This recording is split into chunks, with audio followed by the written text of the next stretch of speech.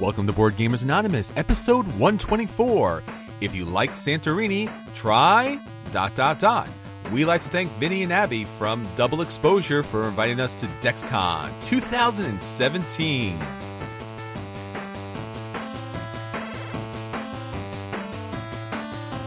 You're listening to a proud member of the Dice Tower Network, dedicated to bringing podcasters together for the greater good of gaming. It's sort of like Voltron, but with better lip syncing. Find out more at dicetowernetwork.com. Welcome to Board Gamers Anonymous, the podcast about board gamers and the insane fun we have at the table together. This is Chris. And this is Anthony. Hey, Anthony, what's going on, my friend? Not a whole lot. Ready for this long weekend. All right. So, yeah, it's going to pop up on the 4th of July weekend when you'll be listening to this episode. So everyone in the U.S., let's all go out and celebrate our independence. And to our friends around the world, it's a good time to get some new games to the table. So hopefully you've been playing some of those new Origins releases. I know that we have. Been getting some games to the table? Yeah, a whole bunch. We'll be talking about them the next few weeks. Probably half the games we talked about last week in our Origins Hotness review have been floating around in some form or another. So I'm going to talk about one of them today.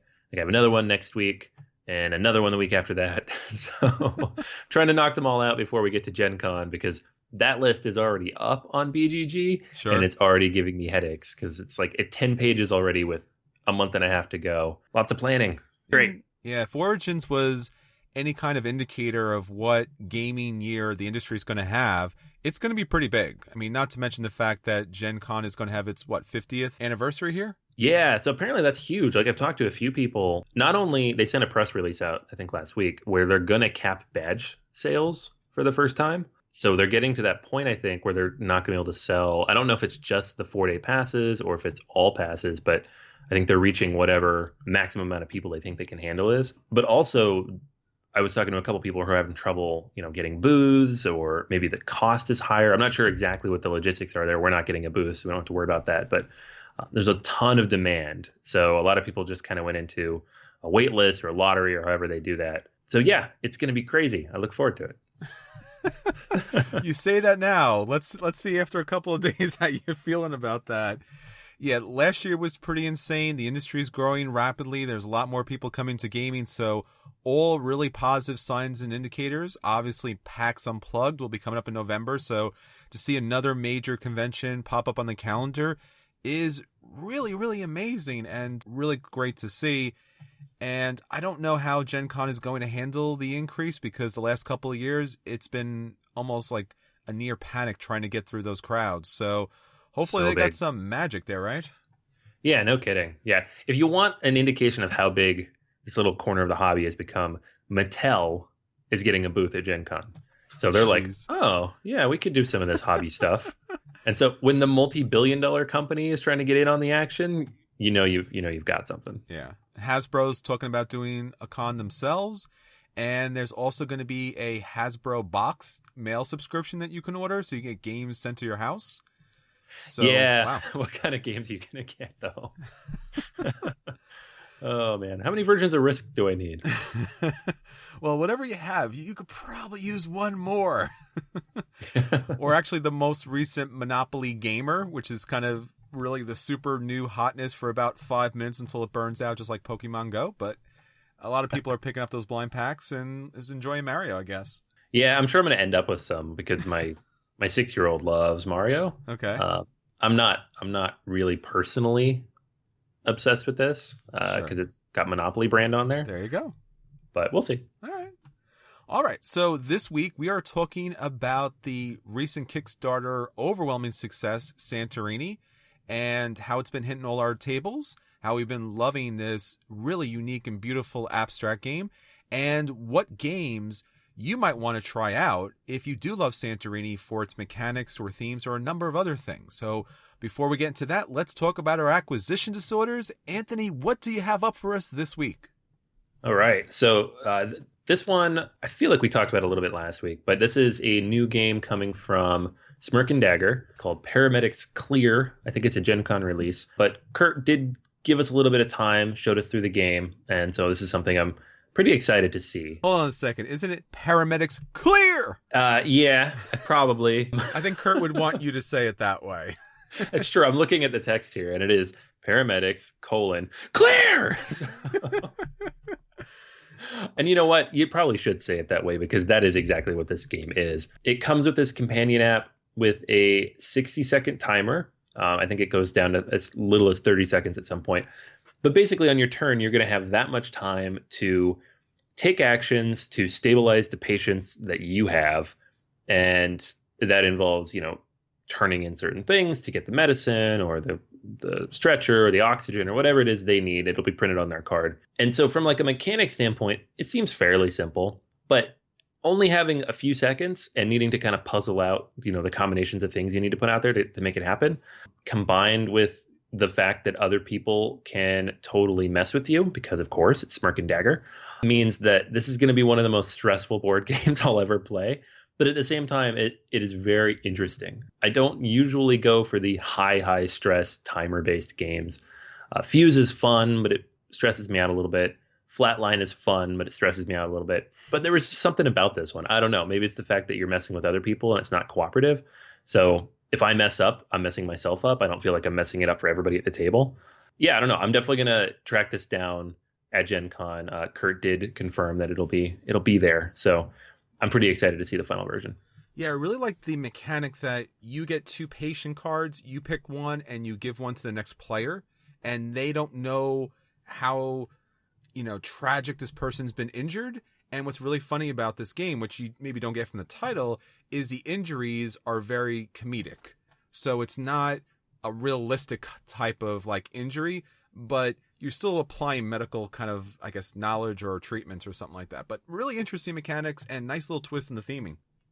Yeah. And that I think that is important too, because if you look at this, you don't want to be like, oh, that seems like a heavy theme. Sure. Like the injuries are like, board game injury and it's a guy lying under a table or brought a knife to a gunfight, like things like that, silly little puns. So it's still, you are still treating people in the back of an ambulance and they can die. So it could get a little heavy, but I feel like he's done a decent job of, lightening the mood with the game. One of the games I'm looking forward to is the Founders of Gloomhaven. This is Isaac Childress, right? You know all about this, Anthony. Oh, yeah. Yeah. So I did not get a chance to get on the Gloomhaven wagon. I just don't have the crew for it and haven't had the time to do a solo play like Anthony's doing at the moment.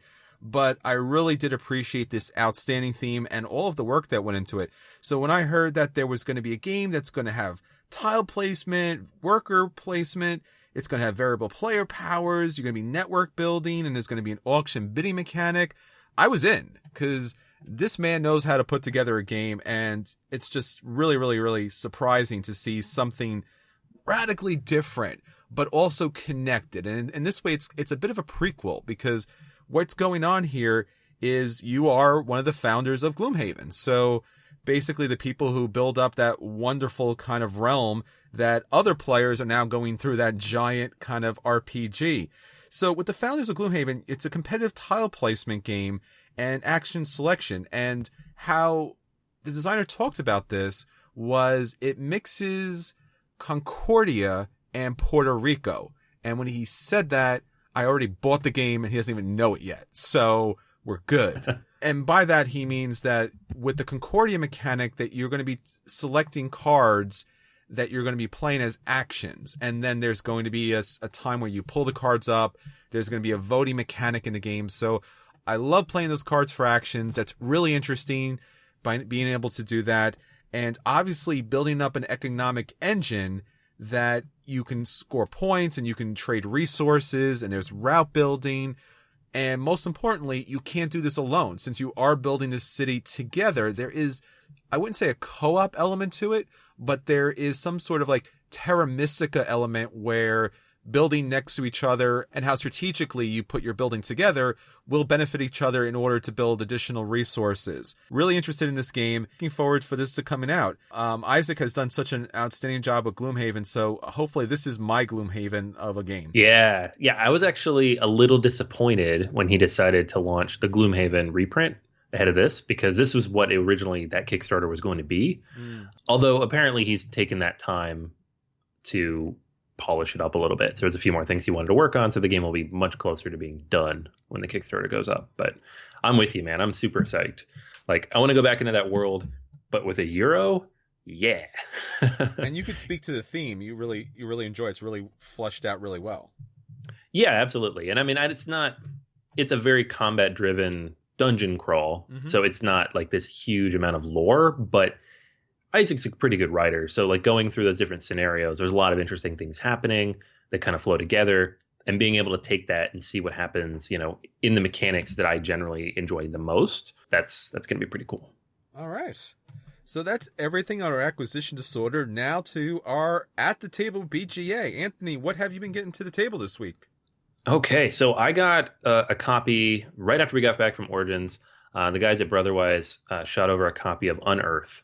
So Unearth is the first non-boss monster release from Brotherwise Games, and it is coming. I believe if you pre-order it, you'll get it sometime in the next month, and I think the general release is Gen Con. Nice. So if you'll be at Gen Con, it will be there as well. I will be at Gen Con. You will. Wait, so will I. There you go. What's the odds? But the game itself, like if you were at Origins, you probably saw it, even if you didn't play it, because it has this fantastic artwork. It immediately looks like Monument Valley, if you've ever played that app, and kind of the Escher-esque paintings of these different types of cities, very pastel-y. And the whole idea of the game is that you are delvers who are digging for ruins and trying to find these different stones and build these different wonders. So I think there's a tagline, I can't remember it off the top of my head, but basically you're trying to discover and then reclaim these old ruins and then rebuild. And so how you do that is you roll dice and you place those dice on one of five different cards out on the table, one die at a time. If you roll between a 1 and a 3, you get a stone token. The stone tokens are then placed in front of you in a tableau, and you build little circles with them. If you complete one of those circles, you get to take a wonder based on which color of stones are in your little circle. So you have that set collection aspect there. And then the other half is trying to score and win those cards in the middle of the table. So for those, the goal is to break the number on them, very similar to Smash Up. So the numbers are usually between 9 and I think 17. And the total of all the dice on them needs to break that number. And whoever has the highest single die on there wins the card. Not the most dice, not the total value, the highest single die. So you could have a D6 with a 5 on it, and somebody else could have 4 dice on there, all with 4s, and you still win the card. But because they have those 4 dice in there, they get to draw cards. So that's pretty cool. The goal of those cards is to build sets. There are, I think, 5 or 6 of each color. So 1 is worth 2, 2 is worth 6, 3 is worth 10 or 15, 4 is worth 20, and I think 5 is worth 30. So it's pretty difficult to get a set of 5, but if you can do it, probably win the game. The game takes about an hour. It's super simple to teach. Artwork is fantastic. And it is definitely, a lighter weight game. I think it's a 2 on BGG, and I would agree with that. But as far as lighter 1-hour games that take about an hour to play, it is, one that I really, really enjoy. So I think this game is going to be pretty hot. I see a lot of buzz around it. They have a big boss monster community. I actually had somebody from my old job in New York who played my copy of Boss Monster at lunch while I still worked there, texted me and asked, have you seen this game Unearth? Is it any good? So I know it's buzzing around out there, and I think it's something that's worth the buzz. It's a pretty fun game. It's not doing anything revolutionary in terms of mechanics, but doing those 2 different areas where you have to manage your stones and the cards makes for a pretty unique gameplay experience. So at the price point, I think it's only $35, and if you pre-order, it's $30 possibly. It's definitely a buy. So you should definitely check this one out. All right. Yeah, I'm really glad that they're branching out. They did such a good, solid theming with Boss Monster that I'm really glad that they're getting to something a little more crunchy. Yeah. It's like, I would say it's definitely a single step above Boss Monster in complexity. Not a lot. It's not a Euro, but like that one step up, which is cool. Good. So they finally get into the bigger market there. Excellent. All right. So I want to talk about a game that I got a chance to get to the table thanks to our friend Howard, and that's Kanagawa. This is a game by Yellow from Bruno Cathala and Charles Chevalier. And basically what you're doing is you are a student in an painting school, and you are one of the disciplines of the Great Master, and you are trying to show off your artistic skills by painting this wondrous, harmonious print, by basically doing a sort of set collection in order to be able to hit certain goals on these different cards. Now, the set collection mechanic is pretty interesting because you start off with a very long card, and on the top part of the card is this display, and typically it's a kind of a mountain area region, and there's going to be a symbol on the top right that's going to represent one of the seasons. Now, why that's important is because while the first piece of this print that you get is very simplistic, the season, based upon how many similar symbols that you get in a row, you will score points for that in the game. Also on top, there's going to be victory point symbols that will also score you victory points at the end of the game. And in addition to that, you will have options, which I'll explain in a little bit, to pick up additional cards that will add to that display. And those cards will have animals, they will have buildings, they will have trees, they will have characters there. So there is a number of different set collections that you're trying to get as you build this beautiful panorama across. Now, on the bottom of the card, what you're going to have is, typically to start off with, you're going to get two kind of like paint bottles with paintbrushes. Now, this is a really interesting / weird kind of little token thing that is almost looks identical to a little tiny bottle and brush.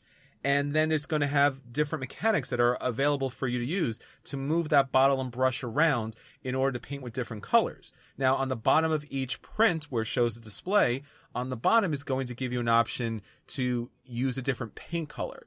Now, when you pick up these different pictures, they're going to have a requirement in order to paint that picture. So maybe it's just one color, maybe it's two colors. So you have to make sure those little pots of paint are strategically placed on the bottom so you can paint certain prints. Otherwise, you can't paint that print. So there's a little bit of, I wouldn't say worker placement as far as that's concerned, but you are kind of activating the bottom tiles to be able to get a benefit to paint a top part of the picture. So as the game goes on, you're trying to manage a lot of things like managing the cards with the weather on top. You're trying to build the greatest print the fastest as possible because you want to get to 12 in order to end the game. And at the same time, the bottom has a number of different mechanics that will move the apprentice and the master around. It will allow you to paint with different colors. It'll score you victory points. So a number of different things, a number of different symbols to try to get in your painting. And based upon those symbols, you'll be able to score victory point tokens and sometimes either get these little cloudy, rainy tokens that can kind of hide whatever season that card may be in order to kind of like give you a wild symbol so you can get more of that scoring opportunity to have same seasons in a row. The game is fun. It's light. It reminded me of Tokonoko as far as it's just a very serene game. You're kind of like slowly building this panorama with all these different characters and buildings and trees, and there's little paints on the bottom. So it's quick, it's fun, it's simple. The game is definitely worth the play.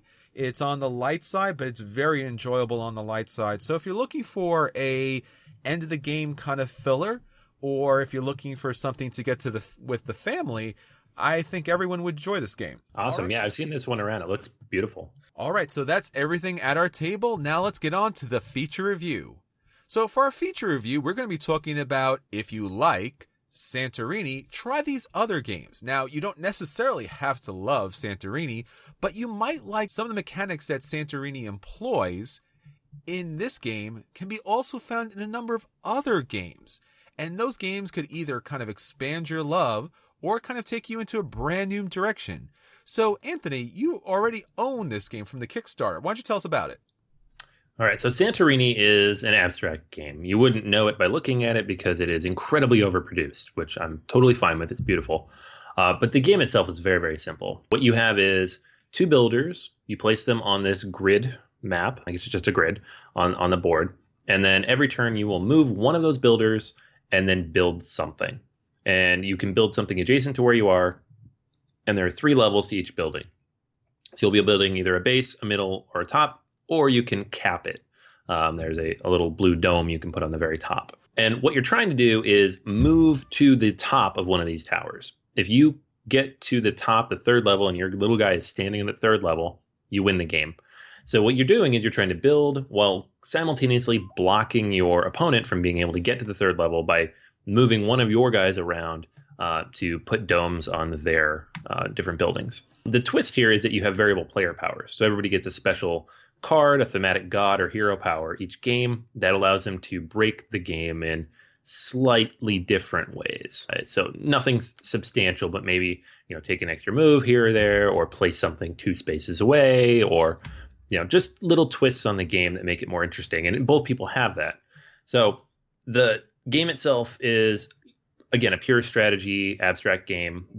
And if you look on BGG, you can see the original version of this game that the designer made back in 2004, and it's just stones on a board, what you'd expect. So it is kind of the super deluxeified version of that. But at its core, you have those basic components. You have grid movement, you have, piece placement, and you were just basically trying to outmaneuver your opponent, like so many classic abstract games. All right, excellent. So we're going to talk about, too, the mechanics that Santorini employs. And to start off with, I'm going to start off with competitive tile placement. Now, I know for many of you, you probably played Carcassonne at some point, so you're somewhat familiar with this competitive placement here. But I want to take you a little bit deeper and a little bit more in the Santorini style about where you place and how you place and how that really affects the gameplay and changes the landscape radically. So first off, on the lighter side, working our way to the heavy side, I want to talk about Blockus. Now, this is probably a game that you've either avoided or missed out on or just thought it was just some kind of random kids kind of color game. But Blockus is really an interesting abstract game. This is coming from someone who doesn't really enjoy abstract games. Blockus is a game of almost like competitive Tetris, where up to 4 players are competing to use all of their tiles on a joint game board. Now, when you place your tile, and it can be numbers of different shapes and sizes based on these little kind of square cubes. When you place it, the next one has to be at the edge. So you can't kind of like go for like a perfect Tetris here, but you're kind of like building stairs. You're kind of snaking off along the way.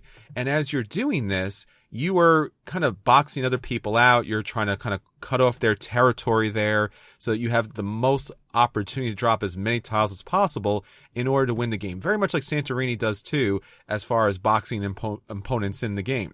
So that's a lot of fun. It's a quick playing game. There's a number of different versions of it. You can pick it up pretty inexpensive, and it really truly is a lot of fun. Now, the next game I'm going to talk about is a little bit more on the heavier side of the Santorini mechanic, and that is Sorrow of the Seas. Now, you probably know Sorrow as far as the tile placement game where these little kind of pebbles move across the board based upon the different tracks that are kind of like, I wouldn't say cut into the board, but it seems like that. They're cut into the board.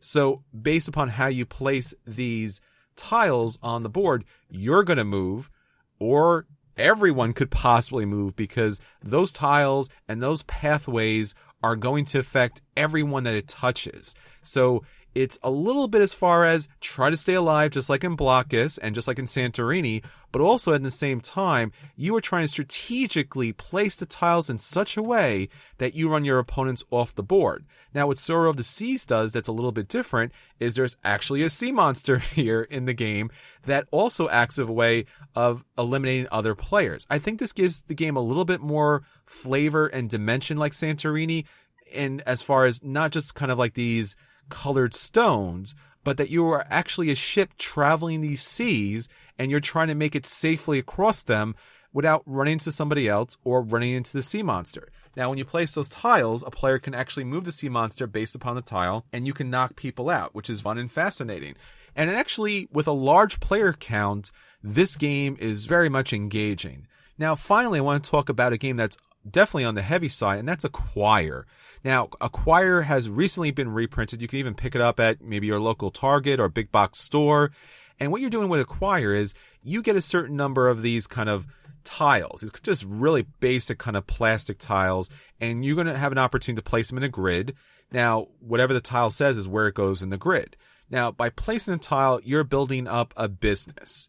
And as you're placing tiles next to each other, the business is growing. And then you may have the opportunity, or other players have the opportunity, is to claim that business as, let's say, X, for example. Now, that person can then buy stocks in the company X, which is fun because as the game goes on, that company grows, you can also buy stocks there. So if you know that Anthony has a lot of stock in company X and you have a tile that matches that area, you don't want to add to his company because smaller companies become larger companies, which kind of gobble up other companies. But you might want to have a smaller company because if it gets gobbled up, you'll be able to sell your shares. It's really a fascinating, interesting game. And while it's an abstract, the stock market mechanic is really dynamic. The game is constantly evolving throughout, and it may seem you're doing well early, but it's challenging at the end. And it's a fascinating, fun game with pretty interesting pieces once you kind of get into the game. So that last game is Acquire. So Anthony, what mechanic do you have for us from Santorini? Okay, so on my end, the part I like about Santorini the most is the abstract elements and the grid movement. So as somebody who played chess a lot when I was younger, this is the part of these games that really captures me, is like that new twist, that new way of kind of utilizing the grid. So we can't talk about grid movement in an abstract game without talking about the GIF series, and in particular, Yinch. This one actually just came back into print, so it is actually available again after a very long time. And the basic idea here, and this is again a twist on the GIF series, at which I think there's like 6 or 7 of these games, and they're all kind of compatible across these different mechanics that they utilize. But in this one, what you do is you will start the game with 5 different rings on the board. And then when you move one of those rings, you'll leave a marker behind. The markers are 2-sided. They have a color on each side. If a marker is jumped over by a ring, then it flips and the color changes. And the goal here is just to get 5 of those in a row with their own color. When you do that, you get to take one of your rings off the board. And if you get 3 rings off the board, you win the game. So there's several different elements here. You're trying to manipulate the different colors of the pieces as you jump over them. You are trying to get them in the right order and then remove your own rings, but not necessarily in a way that's going to hurt you. You know, make sure you take the right one off the board. So it's very, very interesting. It's very difficult to wrap your mind around when you first play it, but it's one of those games that has so much depth, like any good abstract game, and it's well worth tracking down, especially now that it's available and relatively inexpensive. So I definitely recommend checking that one out. The next one here is Tosh Kalar. So this is a game I actually got really excited about back in 2013 because it's from Vlaada Chvátil, and it had this beautiful fantasy artwork, and it looked like this big epic game, and it was an abstract. And that's not necessarily a bad thing. It's just, you had certain expectations from this guy who made Mage Knight and Through the Ages and all these other big epic games. And the idea of the game is, again, similar to Santorini. You do have the abstract element of the game where you're placing these pieces on the board and maneuvering for control. But then you also have a deck of cards. There are 4 different factions, each with their own deck, and you can summon these legendary creatures that you can then put on the board, and they allow you to do certain things. So you might be able to destroy certain pieces nearby or move your enemy's pieces. You can force the enemy's pieces to fight each other. You can convert other people's pieces to your own. So it's again taking that idea of it's not just the abstract part of it, but we have special powers and everybody has their own unique powers that they can kind of throw into the ring. It's really, really fun. That hand management element of it, adds a little bit extra to something that otherwise might have been a little underwhelming. And not even because it's a bad abstract, just because, it's got all this theme attached to it in terms of the artwork. So that one's a lot of fun, and it's well worth tracking down as well. This one actually won the BGG Golden Geek for Best Abstract in 2013 over the next game, which I thought at the time should have won that award, and that is The Duke. So The Duke has been one of my favorite abstract games. It's probably, if you asked me, 8 months ago, I would have said this is my favorite before Santorini came in. And it is such a fantastic game. The idea of the Duke is very similar to chess. You have a single piece that you're trying to protect on your own side and capture on the other side. You have this small little grid. I think it's 5x5 grid. And you start the game with a Duke tile and 2 footmen. Each tile is 2-sided. And on your turn, you get to either move one of those tiles using the patterns that are printed on the tile, and then you flip it over once you've moved it, or you draw a new tile out of your bag and place it adjacent to your tiles. And so that's it. You just go back and forth. You are drawing tiles, capturing other tiles. If you can do a maneuver and land on top of the other player's tile, you capture it.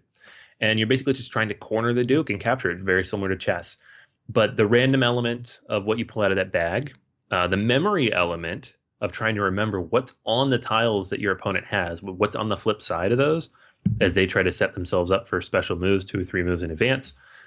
It's so cool. And it comes with all these extra expansions. Some of them are thematic. There's a Robin Hood expansion. There was a Conan expansion. It's just so many cool things you can do with this very simple idea. They did re-implement this as Jarl, the Vikings tile laying game, so based on the television series. And that was very similar to this, and had a few refinements and a little more theme twisted into it. But at the end of the day, it's an abstract game with these very cool tiles that you get to flip around, and they're very big and chunky and fun to hold on to. And so the Duke is another one. So if you are looking for the same kind of abstract grid management, and where you're trying to outmaneuver your opponent, Yinch the Duke or Tosh Kalar. Those are 3 worth checking out. Okay, so let's talk about what you've been talking about this week. Anthony, what's our question of the week? All right, so with the huge pile of games that I brought back from Origins, I got to thinking, what's the quickest way to learn all these? So I asked everybody, how do you learn board games? And I put this out, and a lot of people answered. It's an interesting cross-section of different approaches to this, because I personally have evolved over time a little bit, but everybody else does it a little bit differently. So Nico, he started off by saying, I avoid videos because they bore me. He reads the rules, then sets up the play with a minimum number of players, and then spends time trying to break the game rules and test different scenarios that might happen, then check the rules again. Would that be Rado? Yeah, right. Sounds like Rado to me, boys. Yep, absolutely. Daniel says he also reads the rule book, usually slowly and throughout the day, going over parts I still find confusing. Then he'll watch a run through and a few reviews, and by that time usually get how to play. A couple people mentioned they just hand the rules off to someone else. Good one. On Twitter, people were having fun tagging their friends and being like, I have this guy read it, which is fair. I'm usually that guy. You're usually that guy, man. So I don't know how funny I found it, but Jolene said she glances through the rules and gives it to her husband to read through while she tries to watch a 10-minute video or walkthrough. And there are a whole bunch more responses here. So everybody who did reply, thank you for sending in your responses. But it seems like a lot of people go with the read the rule book, watch the video, play the game on your own, which is exactly what I do. Okay. I set it up. I read the rule book. If there's a video, I'll watch it. Not necessarily to learn it, but just to make sure I didn't miss anything in the rule book, which frequently happens. I'll be like, oh, I don't remember that. And I'll go back and look it up. So that's how I tackle that. See, I'm the opposite. I will watch a video and then read the rule book, because rule books typically, not always, but typically are pretty bad. They're written like stereo instructions. So the video usually helps me kind of, get the big picture and then kind of go down to how the parts work. So when you're reading a rule book, it's like, hey, if you move this piece over there, it does this thing. I'm like, yes, so why? Why would that do that? Why would I want to do that? Why does that matter? So usually video helps a lot. Sometimes even a short review, just kind of going over what are the game mechanics and what are the victory conditions. Sometimes I'll skip to the back of the rule book and see, oh, that's how you win. So therefore these things are important. I think that's somewhat of a problem as far as how, the rule books are kind of devised. But my favorite way of learning a board game is to go into a board game convention, because they have teachers there. So yes. Although the one thing I learned about that is, oh no, when you learn at a convention, you don't know how to set the game up. That's true. I went to teach Unearth yesterday at game night, and I was like, I don't actually know how many cards to put out. I don't know what to shuffle. I don't know what to remove from the bag. Sure. So we referenced the book quite a lot. Probably just read the thing over again. And I had played it before because I played it at the convention. So that is something to keep in mind. Don't get a little too much hubris thinking, I know how to play this, because you skipped the hard part and let someone else do it for you, as I've learned. So okay, so that's what everyone's saying. If you'd like to join in on the conversation, don't forget Facebook, Twitter, BoardGamersAnonymous.com, our guild on Board Game Geek. our iTunes and Stitcher reviews. You can jump on there and see what people are seeing, what games they are playing. Don't forget our Patreon account. A little bit helps us a long way. And our Amazon affiliate link, which you can kind of jump on, buy your own things. Doesn't cost you one more penny more. But magically enough, we get a little tiny kickback that helps us keep the show going. Until next time, this is Chris. And this is Anthony. We'll always be sure that our second player leaves a spot open for you at the table.